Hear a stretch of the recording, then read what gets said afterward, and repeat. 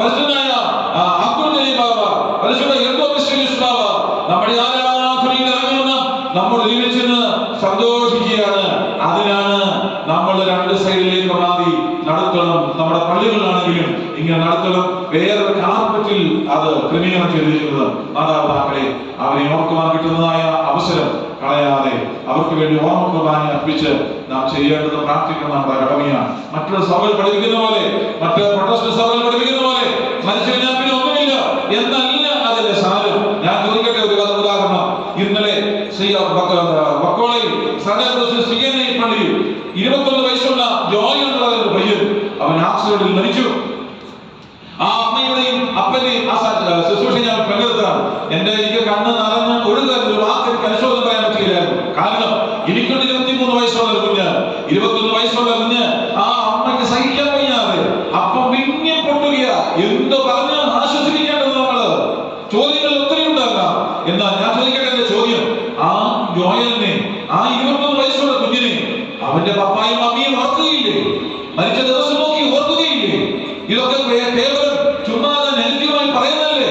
ഞങ്ങൾ അവരെ ഓർക്കുകയില്ല. എന്റെ സഹോദരന്മാരെ വിവാഹിച്ചിട്ടേക്ക് മൊത്തമേയില്ല. അവര് മരിച്ചുപോയവരുടെ ആ ദിവസം അവർ സ്തോത്ര പ്രാർത്ഥന നടത്തുന്നു വീടുകളിൽ. ഇത് ഓർമ്മയല്ലേ? ഇത് പിന്നെ കേവലം ചുമ്മാതെ മനുഷ്യന് മുമ്പാകെ പൊടിയിടാൻ വേണ്ടി അവരെയൊന്നും ഓർത്തുമില്ല എന്ന് പറയുകയല്ല. നമ്മൾ നല്ലതോടെ പിതാക്കന്മാർ കൈമാറുന്ന ദൈവിക മൂല്യങ്ങളെ, ദൈവികമായ ശുശ്രൂഷകളെ, ആഴങ്ങളെ, ദൈവികമായ പദത്തിന്റെ ആഴങ്ങളെ, അതിന്റെ ആഴത്തോട്, അതിന്റെ ഡെപ്ത് പൂർണ്ണമായി ഉൾക്കൊണ്ടുകൊണ്ട് ആ വാങ്ങിപ്പോയ പിതാക്കന്മാരെയും മാതാക്കളെയും സഹോദരങ്ങളെയും ഓർക്കുക എന്നുള്ളത് നമ്മുടെ കടമയാണ്. അതുകൊണ്ടാണ് ഈ വർഷം ഭദ്രാസനം ഇന്ന് വരെ ചെയ്യാത്ത ഒരു ക്രമീകരണം ചെയ്തിരിക്കുന്നത്. അതാത് സെമിത്തേരികളിൽ, അതാത് പള്ളികളിനകത്തുള്ള സെമിത്തേരികളിൽ ആ സെമിത്തേരിയിൽ പോയി ഇന്ന് ജോൺ വെക്കുകയാണ്. ശിവരി സെമിത്തേരിയിൽ ഉച്ചയ്ക്ക് 2 മണിക്ക് അച്ഛന്മാർ വെച്ച് പ്രാർത്ഥിക്കുകയാണ്. അതുകൊണ്ട് അങ്ങനെയുള്ള സെമിത്തേരികൾ പോയി അവരെ, അതുകൊണ്ടാണ് സമയമില്ല എങ്കിലും ഞാൻ പറയുകയാണ്, അതുകൊണ്ടാണ് കല്ലറയിൽ പോയി ഭൂപെടുന്നത്. എന്തിന്? കർത്താവിന്റെ വരവിൽ ഞൊടി നേരമുണ്ട്. ഞൊടി നേരം എന്ന് പറഞ്ഞാൽ കണ്ണടയ്ക്കത് തുറക്കാൻ നേരമുണ്ട്. കർത്താവായ യേശുവിന്റെ 2ാം വിശുദ്ധന്മാരെ ചേർക്കാൻ വരും. ശവക്കല്ലറകളിൽ പെട്ടെന്ന് ഞൊടി നേരമുണ്ട്. ഉയർത്തെഴുന്നേൽപ്പ് പ്രാപിക്കും. അവർ വേറെ ശരീരമായി, വേറെ രൂപമായി, വേറെ ഭാവമായി മാറുകയാണ്. അനുഗ്രഹീതരെ, അതുകൊണ്ടാണ് നാം കല്ലറയിൽ പോയി നോമ്പറ്റുന്നത്. 2, നമ്മുടെ കർത്താവായ യേശു ക്രിസ്തുവിന്റെ തിരുശരീര രക്തം അനുഭവിച്ചവരാണ്. അതുകൊണ്ടാണ് ആ കല്ലറയിൽ പോയി നാം ഊഹം പറ്റുന്നത്. ഇത് വെറുതെയല്ല അച്ഛന്മാർക്ക് 100 രൂപ കിട്ടാൻ വേണ്ടി വാങ്ങിച്ച് പോക്കറ്റ് ഇടാൻ വേണ്ടി ചെയ്യുന്ന ഒരു ക്രമീകരണമല്ലത്. അങ്ങനെ ഒരു ക്രമീകരണമല്ല. നമ്മുടെ പിതാക്കന്മാർ നമുക്ക് കൈമാറുന്ന ദൈവിക മൂല്യങ്ങളാണ്. വചനത്തിന്റെ ആഴമാണുള്ളത്, വചനത്തിന്റെ നിവർത്തീകരണമാണിത്.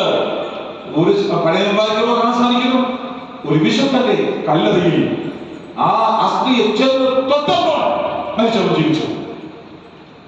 അപ്പൊ അങ്ങനെയെങ്കിൽ നമ്മുടെ സഭ പഠിപ്പിക്കുന്ന, സഭ പഠിപ്പിക്കുന്ന, സഭ പഠിപ്പിക്കുന്ന ഈ പഠിപ്പിക്കൽ തെറ്റാണെന്ന് ആർക്കെങ്കിലും വ്യാഖ്യാനിക്കാൻ പറ്റുമോ?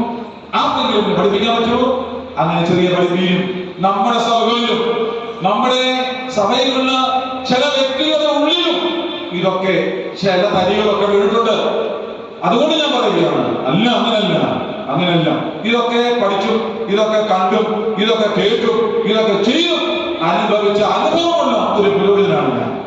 അതുകൊണ്ടാണ് ആത്മാർത്ഥതയോടെ, വ്യക്തതയോടെ ഇന്നും ഈ കാര്യം വിളിച്ചു പറയുന്നത്.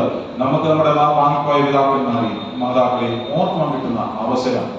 എനിക്ക് ഇവർക്ക് വേണ്ടി പ്രാർത്ഥിക്കുമ്പോൾ എന്റെ കണ്ണു നിറഞ്ഞു വരുന്നു. വാങ്ങിപ്പോയ അച്ഛന്മാരെ ഞായറാഴ്ചയിൽ ഇതൊക്കെ പ്രാർത്ഥന വായിക്കുമ്പോൾ എന്റെ കണ്ണ് നിറഞ്ഞൊഴുകും. കാരണം ഞാനൊരു പുരോഹിതനാണ്. ഞാൻ ഇന്നലെ നാളെ വാങ്ങിപ്പോകുമ്പോൾ, മരിച്ചു പോകുമ്പോൾ എന്നെ ഓർത്ത് പ്രാർത്ഥിക്കാൻ വേറെ പുരോഹിതന്മാർ തയ്യാറാകണം.